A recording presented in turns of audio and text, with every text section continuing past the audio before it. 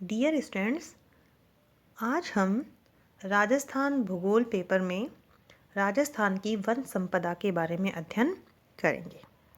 परीक्षा की दृष्टि से ये बहुत ही महत्वपूर्ण प्रश्न है, टॉपिक है और इस पर निबंधात्मक प्रश्न पूछे जाते हैं। सबसे पहले हमें 3 शब्दों में अंतर करना आना चाहिए। सामान्यतः हम वेजिटेशन, फ्लोरा, फॉरेस्ट यानी वनस्पति, वनस्पति जात और वन तीनों शब्दों को एक ही अर्थ में काम में लेते हैं, जो कि गलत है। तीनों ही शब्दों में बहुत बारीक अंतर है। सबसे पहले हम करेंगे वनस्पति। वनस्पति से तात्पर्य है कि किसी भी प्रदेश में पाए जाने वाले सभी प्रकार के जो पेड़ पौधे हैं, घास हैं, सभी प्रजातियों के वो वनस्पति के अंतर्गत शामिल होते हैं। फ्लोरा यानी वनस्पति जात।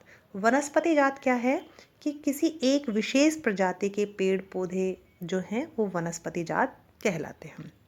फॉरेस्ट से तात्पर्य है कि वह इकोसिस्टम, वह पारिस्थितिकी तंत्र जहाँ वृक्षों की प्रधानता होती है उसे हम वन या फॉरेस्ट कहते हैं। तो इस प्रकार से तीनों ही शब्दों में बारीक अंतर है, इनको एक ही अर्थ में नहीं लिया जाना चाहिए। अब हम बात करेंगे राजस्थान की वन संपदा के बारे में। जो वन संपदा से संबंधित जो सरकारी प्रकाशन हैं, आंकड़े हैं, वो हर 2 साल में प्रकाशित किए जाते हैं। भारत की जो वन स्थिति रिपोर्ट 2019 है वह प्रकाशित हो चुकी है। भारत में वन रिपोर्ट जो है भारतीय वन सर्वेक्षण संस्थान देहरादून द्वारा हर 2 साल में तैयार की जाती है। सबसे पहली रिपोर्ट भारत की 1987 में प्रकाशित हुई और 2019 में भारत की 16वीं वन रिपोर्ट प्रकाशित हुई। हमारे यहाँ पर वन सर्वेक्षण के लिए जो सुदूर संवेदी उपग्रह कार्यरत है वह रिसोर्ससैट 2 है। तो जीके की दृष्टि से ये बहुत ही आपका महत्वपूर्ण प्रश्न है। अब हम बात करेंगे राजस्थान में अभिलेखित वन क्षेत्र की, जिसे हम रिकॉर्डेड फॉरेस्ट एरिया भी कहते हैं। अभिलेखित वन क्षेत्र से क्या तात्पर्य है कि सरकारी रिकॉर्ड के अंदर जो भूमि वनों के लिए निर्धारित की गई है, दर्ज की गई है, उसे अभिलेखित वन क्षेत्र कहते हैं, रिकॉर्डेड फॉरेस्ट एरिया कहते हैं। तो राजस्थान का जो अभिलेखित वन क्षेत्र है वो 2019 की रिपोर्ट के अकॉर्डिंग 32,845 वर्ग किलोमीटर है। प्रतिशत में यदि हम देखें तो यह राज्य का 9.59% अभिलेखित वन क्षेत्र है और भारत में इसका प्रतिशत 4.28% है। यदि हम देखें तो राजस्थान भारत का क्षेत्रफल की दृष्टि से सबसे बड़ा राज्य है, लेकिन अभिलेखित वन क्षेत्र का प्रतिशत यहाँ बहुत ही कम है, जो चिंता का विषय है। इसके बाद हम देखते हैं कि राजस्थान में जो अभिलेखित वन क्षेत्र है उसको वैधानिक दृष्टि से 3 भागों में बांटा गया है: आरक्षित वन, संरक्षित वन और अवर्गीकृत वन। आरक्षित वन वो वन है जहाँ पशुओं की चराई पर, पेड़ पौधों की कटाई पर पूर्णतया सरकार का प्रतिबंध होता है।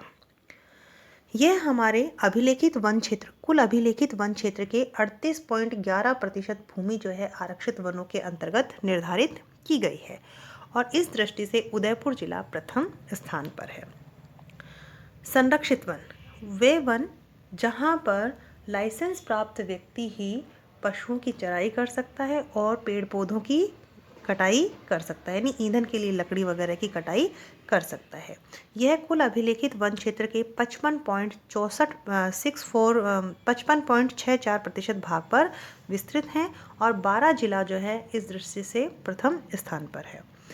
अवर्गीकृत वनों के अंतर्गत वह भूमि शामिल की जाती है जहां कोई भी व्यक्ति पशुओं की चराई कर सकता है और लकड़ी काट सकता है। इसके अंतर्गत कुल अभिलेखित वन क्षेत्र का 6.25% भाग शामिल किया गया है और बीकानेर जिला इस दृष्टि से प्रथम स्थान पर है। अब हम बात करेंगे राजस्थान में वनावरण की और वृक्षावरण की। वनावरण को हम कहते हैं फॉरेस्ट कवर एरिया या वन क्षेत्र। वनावरण ऐसी भूमि को कहा जाता है जो 1 हेक्टेयर से अधिक है और जहां वृक्षों का घनत्व 10% से अधिक होता है। यह अभिलेखित वन क्षेत्र में भी हो सकती है और उसके बाहर भी हो सकती है। वृक्षावरण यानी ट्री कवर एरिया, यह वह भूमि है जिसका आकार 1 हेक्टेयर से कम होता है, लेकिन यहाँ वृक्ष पाए जाते हैं, परंतु यह अभिलेखित वन क्षेत्र से बाहर की भूमि होती है। यदि हम वन रिपोर्ट 2019 को देखें तो राजस्थान में वनावरण के अंतर्गत 4.86% भूमि दर्ज की गई है और 2017 से 2019 के बीच वनावरण क्षेत्र में वृद्धि हुई है।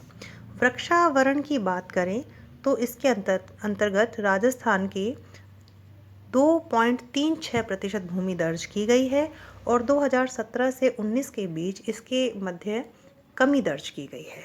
तो वनावरण में राजस्थान के अंतर्गत वृद्धि हुई है, जो एक अच्छी बात है। यदि हम देखें कि कैनोपी के घनत्व के आधार पर यदि हम वन क्षेत्रों को बांटें तो 4 भागों में मुख्य रूप से बांट सकते हैं हम इसमें: अत्यधिक सघन वन, मध्यम सघन वन, खुले वन और झाड़ी क्षेत्र के वन। यानी वनावरण, फॉरेस्ट कवर एरिया को हम कैनोपी घनत्व के आधार पर वर्गीकृत कर सकते हैं। सबसे पहले हमें ये जानना ज़रूरी है कि कैनोपी क्या है और कैनोपी घनत्व क्या है। कैनोपी जो है पेड़ पौधों की जो छतरी के द्वारा जो आवरण प्रदर्शित होता है, जो आवरण बनता है, उसे हम कैनोपी कहते हैं। और कैनोपी घनत्व क्या है कि जो पेड़ पौधों की जो छतरी के द्वारा जो भूमि कवर की जाती है उसकी प्रतिशत को हम कैनोपी घनत्व कहते हैं। तो कैनोपी घनत्व के आधार पर वनावरण को 4 भागों में बांटा गया है। अत्यधिक सघन वन यानी जहाँ पर वृक्षों की या वनों की कैनोपी 70% से अधिक हो। राजस्थान के 0.02% भूभाग पर अत्यधिक सघन वन पाए जाते हैं, जो इस बात की ओर इंगित करते हैं कि हमारे यहाँ पर अत्यधिक सघन वनों की कमी है। दूसरा वर्गीकरण है मध्यम सघन वन। इसके अंतर्गत 40 से 70% कैनोपी घनत्व वाला एरिया शामिल किया जाता है। इसके अंतर्गत वनावरण की 1.27% भूमि आती है। तीसरे हैं खुले वन, जहाँ पर कैनोपी घनत्व 10 से 40% के मध्य पाया जाता है। इसके अंतर्गत वनावरण की 3.57% भूमि पाई जाती है। इस प्रकार यदि हम अत्यधिक सघन, मध्यम सघन और खुले वनों को जोड़ें तो राज्य की 4.86% भूमि वनावरण के अंतर्गत आती है।